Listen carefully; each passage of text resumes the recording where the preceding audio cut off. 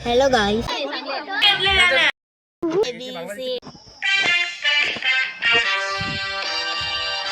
So guys finally आम्ही पोहोचले गावाला आणि आता तरी आम्हाला काही कामं नाही आहेत म्हणून आम्ही लोक नुसतं टाइमपास करतोय. अच्छा बोल.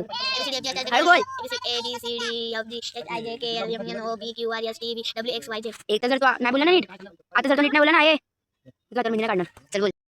इस सज्जन को क्या तकलीफ है भाई? आणि माझा भाऊ एवढ्यापासून कोणाशी बोलत होता काय माहिती, आणि मी जेव्हा जाऊन बघितलं तेव्हा कळलं की मित्राशी बोलतोय. हळदीच्या आदल्या दिवशी सगळेजण हळद दळतात.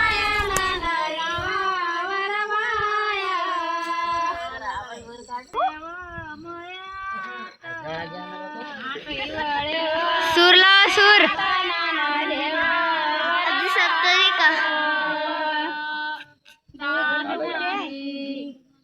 तर गाईज आज हळद आणि नानूक दोन्ही पण आहे. तर आता संध्याकाळची जेवण बनवण्याची तयारी चालू आहे आणि माझे पप्पा पण मदत करतायत. गाइज ये देखो गाइज दूल्हे का सेहरा सुहाना लगता है.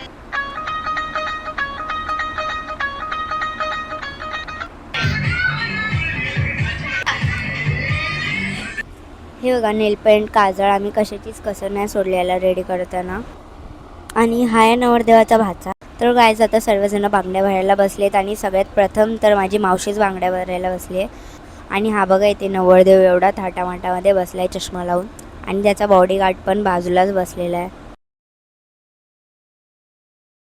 तर गाईज आम्ही पण रेडी झालेलो आणि आम्ही जसं बांगड्या भरायला जात होतो कोणी ना कोणी मध्ये मध्ये येतच होतं म्हणून आम्हाला खूप वेळ लागला. आणि आता सर्वजण आहेर देत आहेत आणि ज्या रेड साडीवाल्या आहेत त्या माझ्या मामी आहेत. हे बघा माझा भाऊ काम करतोय आणि माझी मम्मी तर सगळ्यात लास्ट बांगड्या भरायला बसलेली.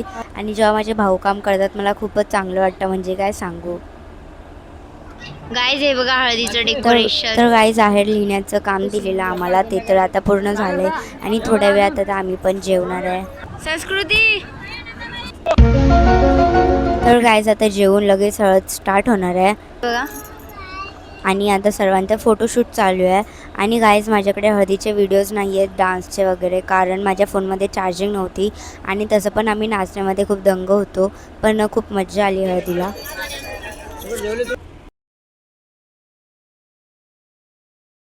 Hello guys. तर गाईज फायनली आज दादाचं लग्न आहे आणि आम्ही त्याच्या लग्नासाठी चाललो आहे. तर आता गाडीमध्ये जागा नाही म्हणून मी माझ्या दीदीच्या मांडीवरती बसून चालली आहे.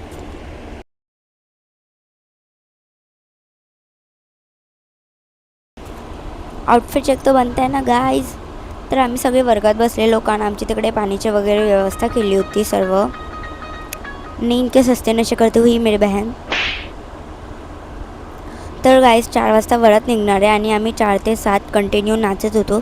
त्यामुळे आमचा अवतार आणि हालत दोन्ही पण खराब झाली होती म्हणून मी नंतर काहीच शूट नव्हतं केलं.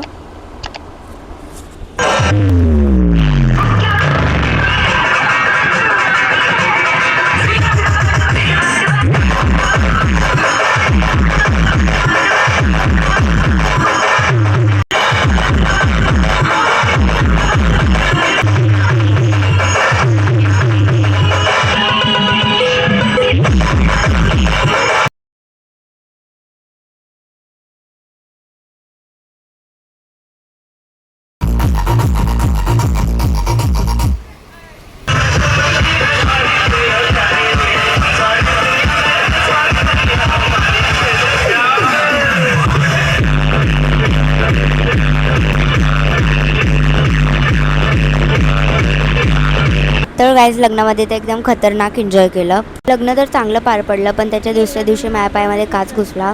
जाऊ द्या गाईज, माझ्यासोबत हे सगळं होतच राहील. जर ब्लॉग आवडला असेल तर सबस्क्राईब आणि लाईक करायला विसरू नका. बाय.